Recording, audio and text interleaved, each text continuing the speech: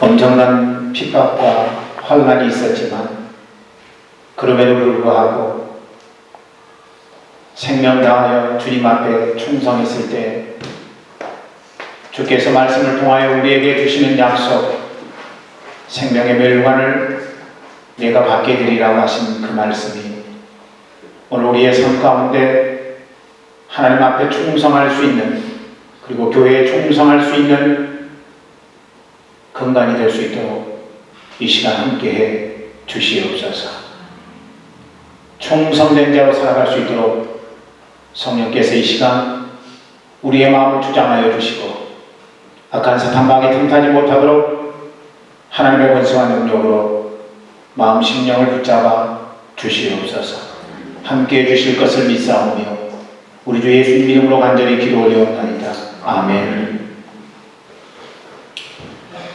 오늘 우리가 읽었던 말씀 가운데 너무나도 소중한 말씀이 기록이 되어 있습니다. 내가 죽도록 충성하라. 그리하면 내가 생명의 멸류관을 내게 주리라. 개역개정판에는 관을 주리라 그랬는데 개역 한글에는 멸류관을 주겠다 이렇게 이야기하고 있습니다. 아마 그때 당시에 월계수, 멸류관 이런 거를 의미하는 것은 아닌가 하는 그런 생각이 듭니다. 경기에서 1등한 자에게 주는 그 월계수, 멸류관을 우리 주님께서 충성한 자에게 허락하시겠다고 그렇게 약속한 말씀이죠. 이 말씀은 요한을 통해서 서머나 교회에 향하신 예수님 말씀입니다. 서머다라고 하는 말 뜻은 쓰다라는 의미가 있는 말입니다. 그런데 씀에도 불구하고 그 쓴 것을 묵묵히 감당할 수 있었던 교회, 그 교회에 주님이 위로하신 말씀이 오늘 우리가 읽었던 말씀입니다. 서머나라고 하는 도시는 소아시아에 위치한 항구 도시로서 신약시대에는 로마의 식민지 중 하나였습니다. 황제를 숭배하는 그런 도시였고 로마 여신을 위한 신전이 세워진 도시였기 때문에 이 서머나라고 하는 도시는 사실상 신앙할 수 있는 여건을 가진 도시가 아니다. 우리는 그렇게 생각할 수 있습니다. 더더군다나 교통의 요충지였기 때문에 에베소와 버가모를 중심으로 해가지고 서로 경쟁하는, 한마디로 말하자면 부가 넘치는 그런 도시였다 생각할 수 있습니다. 이 도시에 서머나 교회가 있었다는 거죠. 여러분, 아마 에베소에 체류하고 있었던 바울이 2년 동안 두란노 소원에서 하나님의 말씀을 강의하다가 어느 날 기회가 나서 이 서머나라고 하는 지역에 가서 그의 말을 듣고 변화되었지만은 그곳에 있을 수 없었던 그런 흩어진 그리스도인들을 중심으로 세운 교회가 서머나 교회가 아니겠는가 하는 생각을 갖게 됩니다. 분명하지 않았습니다. 역사에 이 서머나 교회는 바울이 만든 교회다 이런 게 없기 때문에 분명하지는 않지만 정황으로 볼 때 아마 바울이 세운 교회가 거의 확실시된다. 우리는 그렇게 추정할 수 있습니다. 서머나라고 하는 도시는 부유한 도시였지만은 그러나 부유한 도시에 있었던 서머나 교회는 가난한 교회였습니다. 그러나 주님의 말씀을 통하여서 그들은 가난했지만 실제로는 부유하다고 칭찬하시게 됩니다. 요한계시록 2장 9절을 말씀 보니까 서머나 교회를 이렇게 평가하고 있습니다. 말씀 읽어보죠. 시작. 내가 내 환난과 궁핍을 알거니와 실상은 내가 부유한 자니라. 자칭 유대인이라 하는 자들의 비방도 알거니와 실상은 유대인이 아니요 사단의 회당이라. 내가 네 환난과 궁핍을 안다. 우리 주님은 그렇게 위로하십니다. 실상은 네가 부유한 자다. 서머나 교회를 향한 축복된 우리 주님의 말씀인 것이죠. 평안해도 주님 섬기고 괴로워도 주님을 신앙하는 아름다운 공동체, 기뻐도 주님을 찬양하고 슬퍼도 주님을 찬양하는 생명 공동체. 우리 몸이 연약하면, 우리 몸이 아프게 되면은 주님을 찬양하기가 쉽지 않잖아요. 내 몸이 죽게 생겼는데 찬양이 나오지 않습니다. 그런데 서머나 교회에 속한 성도들은 그런 것과 상관없이 주님을 찬양하는 목소리를 높였던 교회였다. 동일하게 주님 허락하신 프라하님교회 공동체 안에서 언제나 믿부신 주님 따라 변하지 아니하고 주님 뜻을 따르는 충성이 있다면 그건 너무나도 놀라운 일이겠죠. 아마 요즘 쓰는 말로 하자면 대박일 것입니다. 우리 중에 이런 고백을 하는 자가 있다면 그분은 분명히 주님이 인정하시는 자일 거라는 생각을 갖게 되는 것이죠. 생명 다하더라도 주님의 집 문지기로 헌신하고 싶다는 다윗의 고백이 생각납니다. 여러분 마음 가운데 그런 마음이 있기를 간절히 축원합니다. 오늘은 지난 15주 동안의 말씀을 정리하는 의미로 신앙 개념 위의 16번째 충성이라고 하는 제목으로 여러분과 말씀을 나누기를 원합니다. 결국 여러분이 알아서도 분명하지 않았고 또 잘못 이해하고 있었던 15가지의 주제를 가지고 여러분들의 이해를 돕는 말씀을 몇 달 동안 증거했는데, 저는 이런 개념들의 종착지는 어딘가? 결국 충성이라고 하는 데에 종착점이 있다고 생각을 합니다. 그러니까 여러 가지 주제들을 우리가 살펴보았지만은 우리의 마음 가운데 있어야 될 것은 뭐냐면은 충성이라는 것이죠. 이 땅 살면서 하나님 앞에, 교회 앞에 충성하는 자의 삶은 결코 헛되지 않는다는 사실을 우리는 이전 신앙인들과 우리 주위의 신앙인들을 통해서 분명하게 목격하게 됩니다. 그렇기 때문에 오늘 말씀을 통해서 지난 15주 동안 증거했던 말씀들이 하나로 정리가 되고, 그래서 여러분 모두 다 충성하는 신앙과 믿음으로 전진하는 은혜가 있기를 주의 이름으로 간절히 축원합니다. 군대 가면은 대부분 충성이라고 하는 구호를 외치면서 거수병렬을 합니다. 그렇죠? 군인들은 충성 그러는 거예요. 나라에 충성하고 부대에 충성하고. 그 수준은 어디까지입니까? 내 목숨을 바쳐서 충성하겠다는 구호인 것이죠.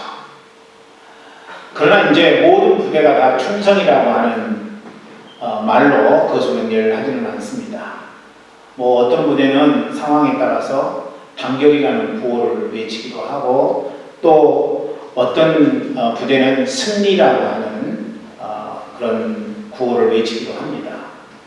또 어떤 부대는 무적이라는 그런 구호를 외치면서 거수명령을 하죠.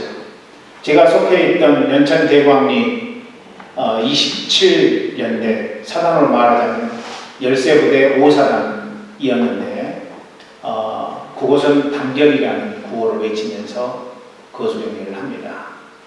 아마 한국전쟁 때 사단기를 빼앗기고 연대기가 대신하게 된 이유 때문인지는 모르겠습니다만은 단결해야 산다.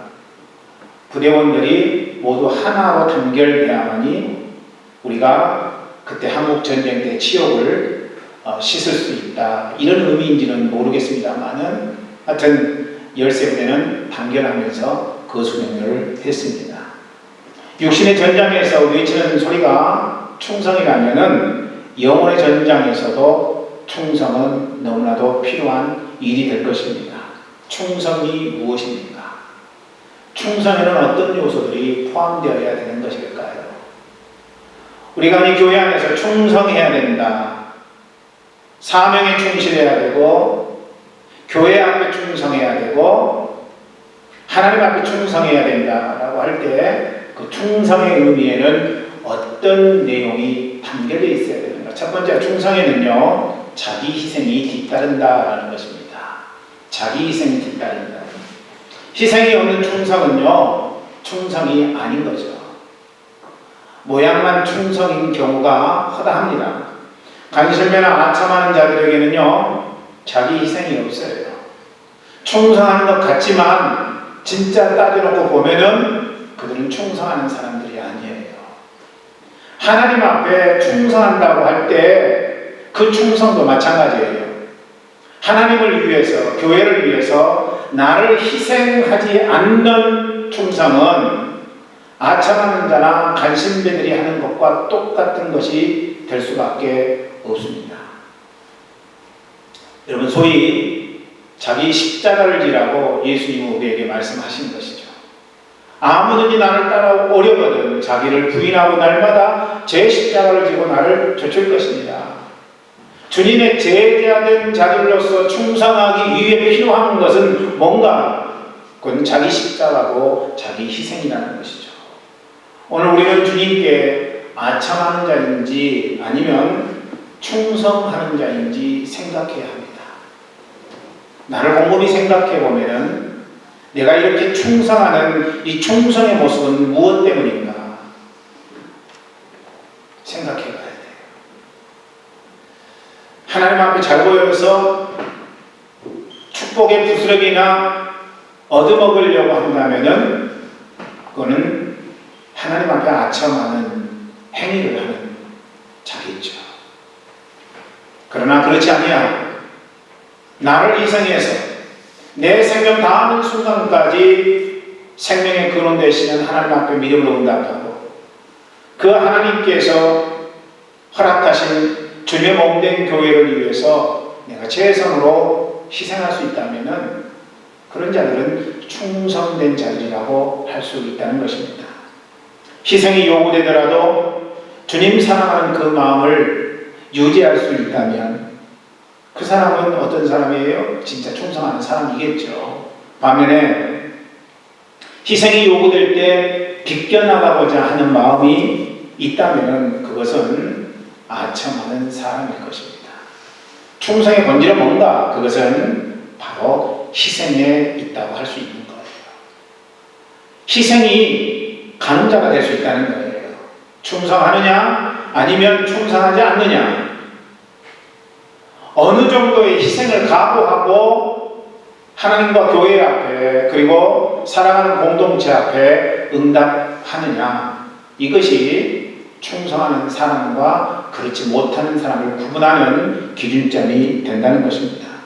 저는 지금 이 시간 이 자리에 있는 우리 모두가 다 희생을 감수하더라도 충성스러운 주의 일꾼되어 주님 앞에 영광의 빛을 밝게 비추는 복된 인생 되기를 주의 이름으로 간절히 축원합니다.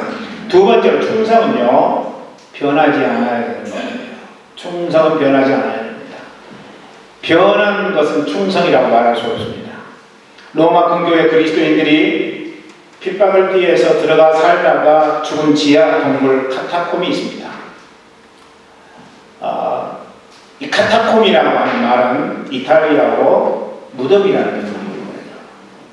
그러니까 카타콤이 무슨 핍박을 받은 사람들이 피해 있는 어떤 특별한 장소를 이야기하는 건 아니고 사람들이 죽으면 동굴에다가 시신을 이렇게 묻었는데 그때 그 무덤을 카타콤이라고 이야기합니다.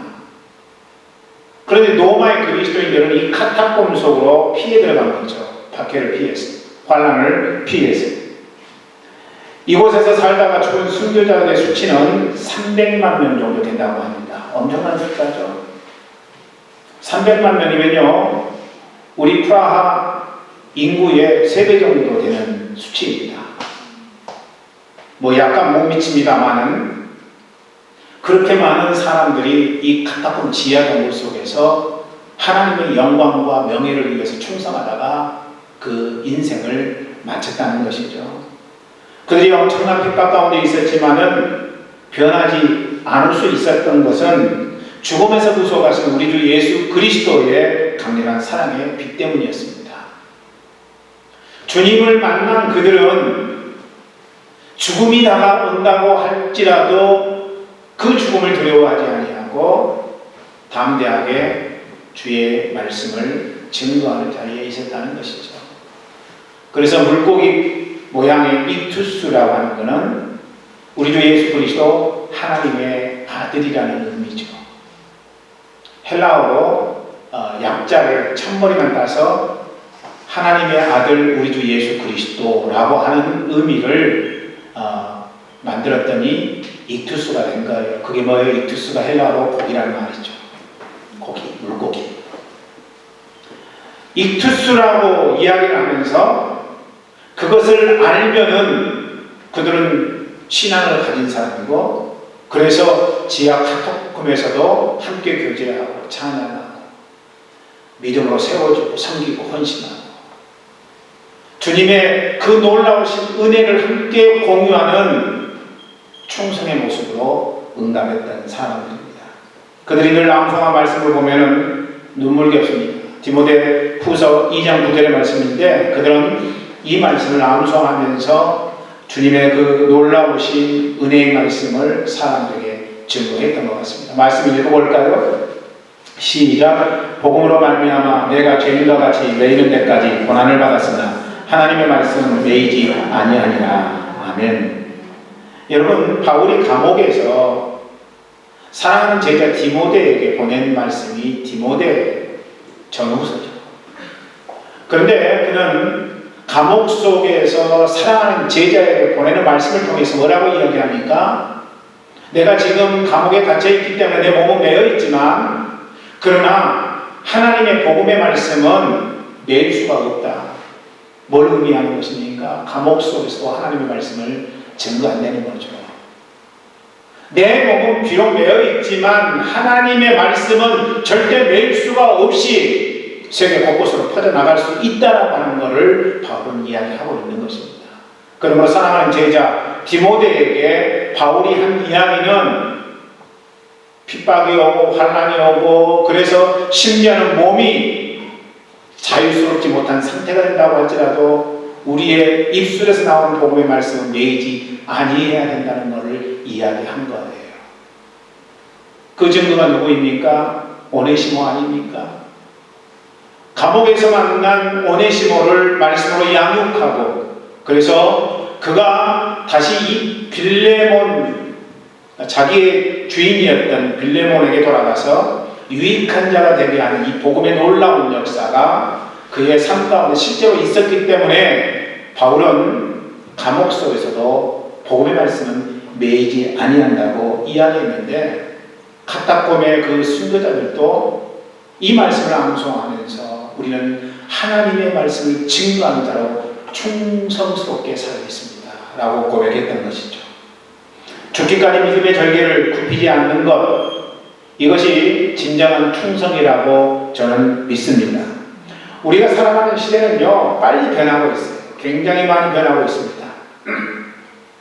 우리가 따라가지 못할 정도로 변하고 있어요. 믿음도 변하고요, 신앙도 변하고. 여러분, 충성이라고 하는 것도 많이 예전과 변했죠, 달리. 제가 70년대부터 신앙생활을 하기 시작했는데 70년대에 신앙생활하던 그리스도인들과 지금 예수님을 믿고 신앙생활하는 그리스도인들 사이에는 많은 갭이 있어요. 70년대 신앙생활을 했던 분들이 순수한 신앙생활을 했다면 요즘 신앙생활하는 분들은 편하게 신앙생활을 하는 모습이 많이 비춰져요. 조금만 부담스럽게 하면은 시험에 듭니다. 무슨 시험을 그렇게 많이 보는지 모르겠어요. 맨날 시험 들게. 여러분 어때요? 시험 들지 않습니까? 이래도 시험 들고 저래도 시험 들고. 시험 드는 일들이 너무 많아요. 70년대 신앙인들은요, 웬만해서는 시험에 들지 않았어요. 시험 들면 어떻게 해요? 기도원에 올라가서 하나님과 해결봐요. 소나무 뿌리 몇 뿌리 캐내면서 하나님, 제가 감당할 수가 없습니다. 저를 이끌어 주시옵소서. 이렇게 고백하면서 기도원에서 문제 해결하고 내려오면요, 신앙생활도 열심히 충성스럽게 감당했다는 거죠. 요즘 신앙인들 보면은요, 참 걱정이 되는 부분들이 너무 많이 있어요.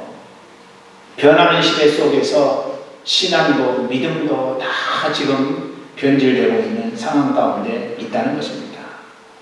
진짜 충성은요, 이렇게 변하는 시대 속에 요동하지 아니하고 주께서 주신 말씀을 따라서 믿음으로 응답하는 삶을 살아가는 인생, 그들은 진짜 충성할 수 있는 사람인 것이죠.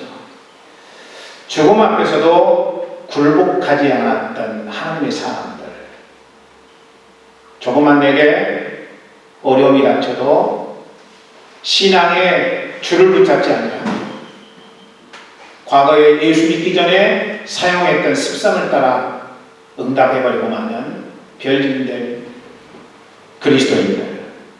여러분, 저는 우리 모두가 다 어떤 상황 속에서도 흔들리지 않는 충성의 복을 당하기를 주의 이름으로 간절히 축원합니다.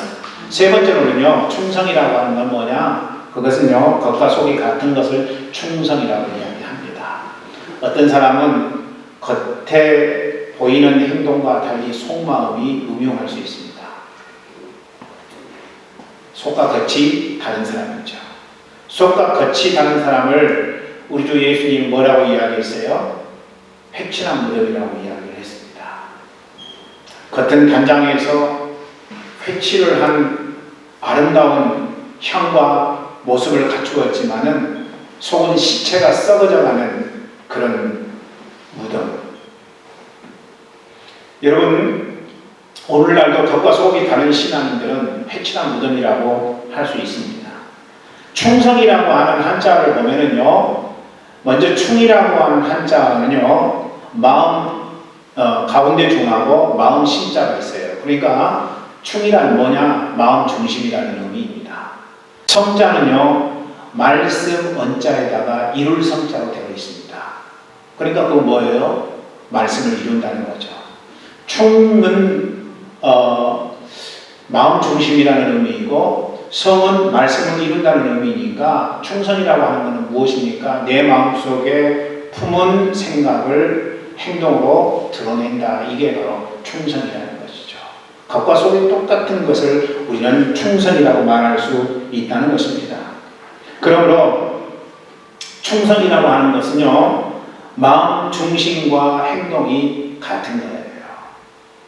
마음과 행동이 따로인 인생은요, 결코 충성된 삶을 살 수가 없는 것입니다. 이해관계로 왔다 갔다 하는 것은 충성이 아닙니다. 조금만 바람이 불어도 이리 흔들리고 저리 흔들리고 바람 불 때 흔들리는 갈대와 같은 인생을 산다면 그런 사람은 아무리 충성의 모양을 갖고 있다고 할지라도 충성의 능력이 부재한 상태에 이르고 만다는 것입니다. 손해보더라도 언행의 부조화로부터 벗어나야 된다는 것이죠. 저는 이 자리에 앉아 하나님 앞에 예배하는 성도들 모두 다 말과 행동이 일치되는 거룩한 백성, 하나님의 충성된 일꾼이 되기를 주의 이름으로 간절히 축원합니다. 말씀 준비하면서 김우현 감독의 애통하는 자는 복이 있나니라고 하는 책을 보았습니다. 저는 힘들고 어려울 때 과거에 저의 마음 가운데 큰 위로와 은혜와 능력이 되었던 말씀들을 이렇게 다시 들춰보는데, 애통하는 자는 복이 있나니 그 책도 그런 책 중에 하나입니다.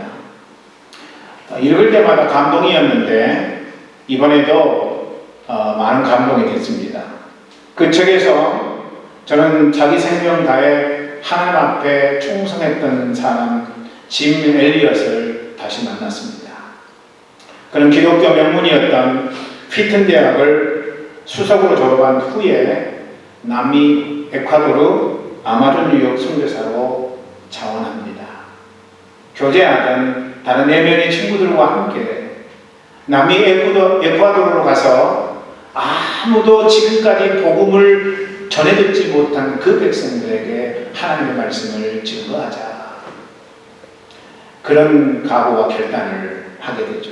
1956년 1월 8일 기도 같이 하던 4명의 친구와 함께 당시 가장 악명 높고 포악하기로 소문났던 아우카 부족에게 복음을 전하려고 하다가 복음을 전하지도 못하고 그들의 창에 의해서 무참히 죽음을 당하게 됩니다. 아우카 부족은요, 수백 년 동안 사람들을 죽여왔던 전통을 낯선 이방인들에게 여지없이 죽이는 잔악함을 보이게 됩니다. 그 사실을 알고도 짐 엘리엇과 그 친구들은 아우카 부족에게로 들어간 것이죠. 그때 엘리엇의 나이 불과 28살. 꽃다운 청춘이죠. 아직 머리에 피도 마르지 않은 상태에 있었던 5명의 기도 동역자들. 그들은 하나같이 다 죽음을 당하게 됩니다. 당시 미국의 라이프지는 이걸 장장 10페이지 기사로 다루면서 What an unnecessary waste라고 이야기를 합니다. 그것은 불필요한 낭비였다는 것이죠. 불필요한 낭비. 세상 가치와 안목으로 판단하면은 불필요한 낭비였다는 말이 당연할 것입니다. 총망받던 인재들이 하나님 인도받고 간 성교지에서 무참히 죽음을 당했으니까요. 아니, 복음 말씀을 한마디라도 전했으면 좋겠는데 그들은 한마디도 복음을 전하지 못하고 무참하게 아우카 부족에게 죽음을 당한 순교 가운데 거했던 거죠. 토마스 선교사가 평양 대동강에서 순교를 당했죠. 그 또한 복음을 한마디도 전하지 못했습니다. 그런데 그의 순교를 기점으로 평양이 동양의 예루살렘이라고 하는 놀라운 성지로 변화되었던 것을 우리 한국 기독교사를 통해서 우리는 분명하게 접하게 됩니다. 많은 사람들이 5명의 청년들이 죽었던 그 죽음은 불필요한 낭비였다고 이야기를 했지만은 짐의 안에 있던 엘리자베스는 기자들에게 정색하며 이렇게 이야기합니다. 말씀 삼가세요. 낭비요? 그건 낭비가 아니라 거룩한 죽음이고 그러기에 그는 행복한 사람입니다. 대단한 사람이죠. 부인도. 방송실 그 부인이 2014년에 돌아가셨어요. 왼쪽에 있는 분이 엘리자베스이고 오른쪽에 있는 분이 짐 엘리엇 28살 죽기 이전의 모습이죠. 평생을 복음과 함께 하다가 80 됐을 때 엘리자베스 엘리엇이 죽음을 당하고 하나님 앞에 안기게 됐죠. 이 엘리자베스의 말을 입증이라도 하듯 엘리엇의 대학 시절 일기 내용 놀랐습니다. 이런 내용이에요. 하나님께 기도합니다. 이 쓸모없는 나무개 위에 불을 붙여주소서. 그리고 주를 위해 타게 하소서. 내 삶을 소멸하소서. 오래 사는 것보다 풍성한 삶을 살게 하소서. 당신처럼 주 예수님이요. 그는 평소에도 예수님처럼 살다가 예수님처럼 죽기를 원했던 사람. 놀라운 사람이죠. 그런데 더 놀라운 것은 엘리엇의 아내였던 엘리자베스도 남편 죽은 후에 간호사 훈련을 받고 1년 뒤에 아우카 부족 마을로 들어가게 됩니다. 아우카 부족은요, 외부에서 찾아온 남자는 죽여도 여자는 죽이지 않는 풍습을 갖고 있었고, 그래서 5년 동안 생명의 위협 없이 그녀는 아우카 부족을 섬기고 그들과 함께 생활합니다. 5년 후에 떠나려고 하는 엘리자베스에게 파티를 열어주며 추장이 묻습니다. 당신은 도대체 누구입니까? Who are you? 당신은 누구입니까? 엘리자베스가 대답합니다. 저는 5년 전에 당신들이 죽였던 그 남자의 아내입니다. 남편이 가지고 있었던 당신들을 향한 사랑 때문에 나는 이곳을 찾아온 것입니다. 놀라운 고백이죠. 저는 이게 충성이라고 생각을 합니다. 이게 충성이에요. 짐 엘리엇에 대한 비디오를 동영상으로 잠깐 볼 수 있으면 좋겠어요. 방송실 부탁합니다.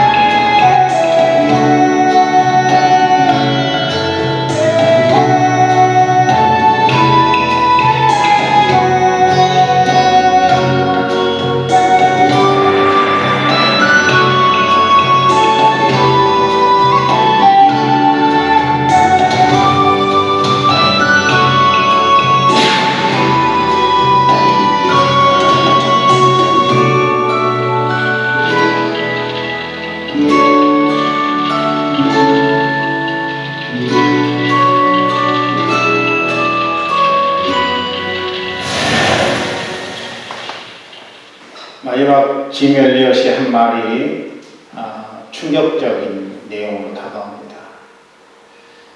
영원한 것을 위하여 영원하지 않는 것을 포기하는 사람은 결코 바보가 아니다.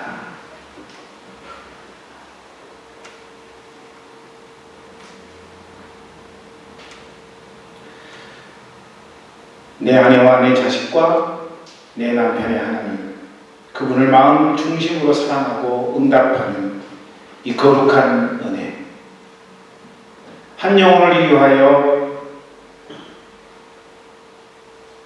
자기의 생명을 조금 더 귀한 것으로 여기지 아니하고 자기 생명 바치는 이 비효율적인 희생, 여러분 주님이 인정하시는 희생이라고 하는 단어의, 충성이라고 하는 단어의 의미입니다. 영원하지 않는 것을, 영원한 것을 위하여 버리는 사람, 그 사람은 결코 비효율적인 인생을 산 사람이 아니다. 우리는 그렇게 이야기할 수 있을 것입니다.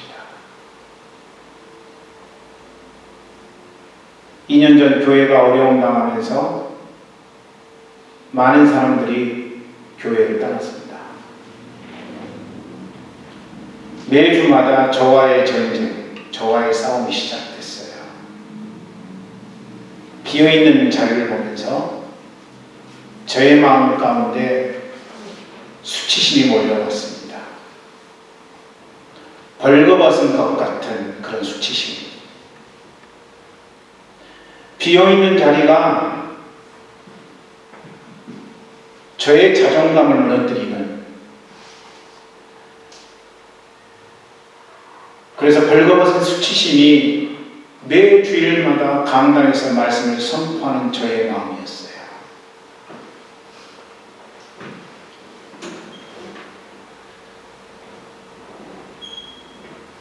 그런데 어느 순간부터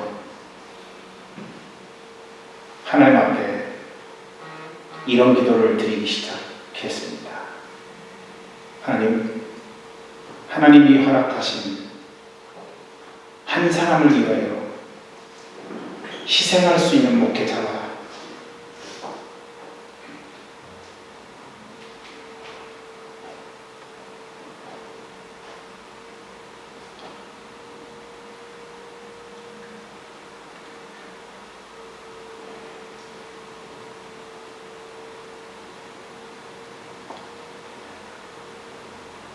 되기를 원합니다. 많은 사람들이 모여서 예배드리면 그 많은 사람들에게 제 마음 가운데 있는 예수 그리스도의 사랑이 나누어지죠. 그런데 사람이 작으면 작을수록 내 마음 가운데 있는 예수님이 향한 사랑이 그 작은 사람들에게 더 많이 갈 수 있다는 이 복음의 진리 앞에 우리도 예수 그리스도도 나 한 사람을 위해서 하늘 보자 버리시고 이 땅에 오셨는데, 주님이 나에게 물으실 때 프라 한인교회에 단 한 사람이 있다면 너는 어떻게 하겠느냐? 주님, 그 한 사람을 위해서 비효율적인 희생을 해야 되겠지요. 그렇게 하나님 앞에 믿음의 고백을 한 이후로 교회 사람들이 있지 않아도, 몇 명밖에 예배를 드리지 않아도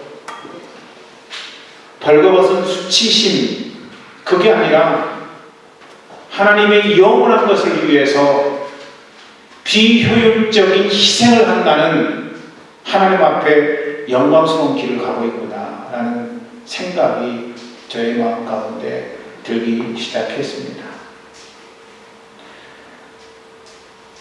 여러분, 무엇을 위해서 사시나요? 영원한 것을 위해서 영원하지 않은 것을 버릴 줄 아는 바보와 같은 삶, 그런 삶은 사람들은 인정해주지 않을지 모르겠어요. 사람들은 잘 살았다라고 말하지 않을 수 있을 거예요. 어떻게 그렇게 미련하게 할 수밖에 없느냐고 이야기할 겁니다. 왜 바보 같은 인생을 사느냐고 이야기할지 모릅니다. 그러나 하나님은 오늘 그 한 사람을 찾고 계세요. 그 한 사람. 하나님 향한 이 충성의 마음이 시편 101편 6절을 읽으면서 우리의 마음에 불일듯 일기를 바랍니다. 우리 말씀 읽어보죠. 시편 101편 6절 말씀입니다. 시작. 내 눈이 이 땅에 충성된 자를 살펴 나와 함께 살게 하리니 완전한 길에 행하는 자가 나를 따르리로다. 아멘. 하나님이 말씀하시는 말씀, 이 땅에 충성된 자가 누구인가? 이 땅에 충성된 자가 누구인가? 하나님 지금 그걸 찾고 계시는 거예요. 저는 그 충성된 자가 오늘 이 자리에 앉아있는 여러분이 되기를 원합니다. 다른 자가 아니라, 다른 교회 성도가 아니라 프라하닝교회 오늘 이 자리에 모여 함께 예배하고 있는 여러분이 하나님이 찾는 그 한 사람, 충성된 사람, 하나님의 마음을 알아 하나님 앞에 응답하는 자가 너구나. 내 교회를 위해서 너 그렇게 충성하고 있구나. 고맙다. 라는 우리 주 예수님의 말씀을 들을 자, 그가 저는 여러분들이 되기를 원합니다.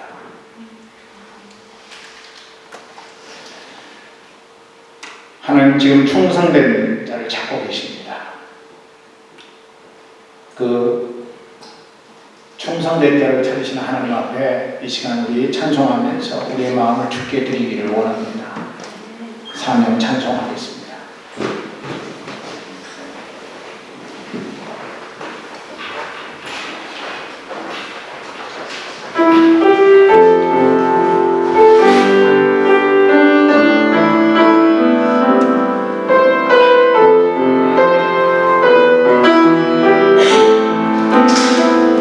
Sure.